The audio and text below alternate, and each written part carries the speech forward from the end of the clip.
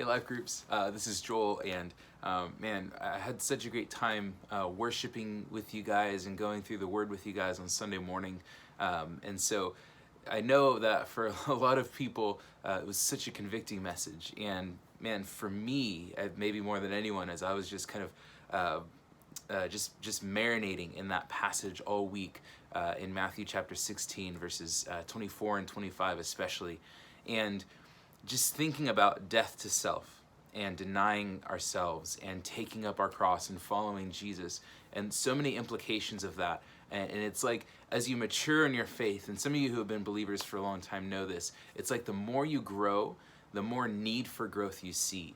The more that the Lord deals with sin in your life, it's like you notice all these other sins and all these other ways in which you haven't surrendered.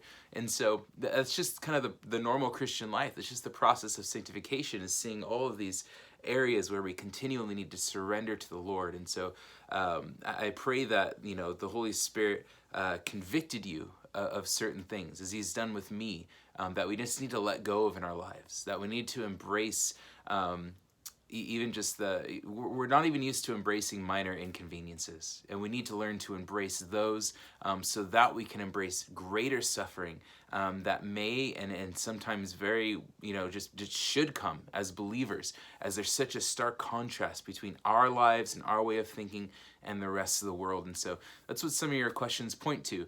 I was saying this morning, I was telling Pastor Trent that behind every little point in Sunday's sermon, there's a whole world of practical, feet on the ground questions to ask and to answer and to dialogue about, as far as those things. And someone was just telling me, at our meeting this morning, they're like, I just bought some new AirPods. Was that wrong? I was so convicted. And so of course there's so many practicals of how Western wealth and technology and all of these things, all the conveniences and luxuries of our modern day lives can give us an advantage in spreading the gospel. Even something like AirPods, it can help us in some little ways minister more effectively. And there's so many things like that. Social media and even just videos like this kind of technology is amazing, and we use it for discipleship. We use it for making disciples of the nations. And so I wanted to point that out first, so we can kind of clear the air that it's not like every time I do something that's make an investment in something rather expensive, some kind of technology, or every pleasure or enjoyment of something, is wrong or sinful. It's not.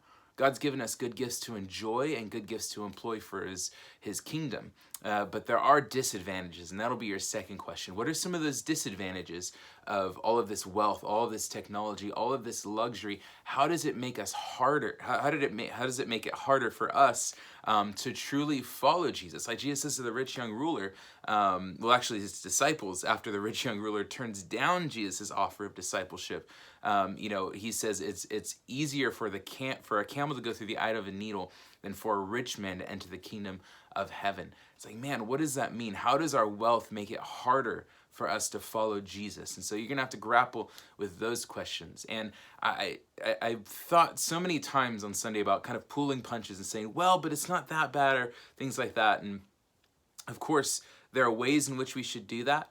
But I also know that in those passages where Jesus tells us to deny ourselves, to follow him, to leave everything behind, Jesus doesn't pull any punches. I think he knows that we don't need punches pulled on us. What we need is sometimes that kind of hard kick in the pants. And so the third question, I think it was, that I gave you guys for this week, it's very personal. And I don't know if everyone will be comfortable sharing. I hope that by now you've built a safe community in your life groups, but maybe to talk about some of those personal things where the Holy Spirit was kind of just prodding you on Sunday, like, here's an area where you're not denying self. Here's an area where you're not taking up your cross and following me. And here's an area where you haven't been super self-disciplined. So maybe, you might be comfortable sharing a few of those things. It's so encouraging for us to hear how one another are struggling, to know that we're not alone in our battle against the flesh, and our battle against this world, and our battle against sin. And then, finally there, I just want to urge you guys to think of some real life examples. How does me denying my flesh make Jesus look better to the world around me? I thought of a simple thing on my way to church, or to work, but church here in my office this morning. Sometimes I can have a tendency to speed a little bit. Sometimes I know when a lane's gonna merge, I want to be at the front of the pack, that type of thing. And that was just an area this morning I was thinking practically. I just want to deny myself. I'm not gonna get to talk to these people in the car or whatever, but this is an area for me to deny myself, be okay with coming in last in that line, having someone slower ahead of me, and maybe the person behind me notices the CCSG sticker, and they go, man, I want to go to this church. There's a humility. Here's someone who doesn't care about being at the front of the line. Such a silly, kind of dumb example.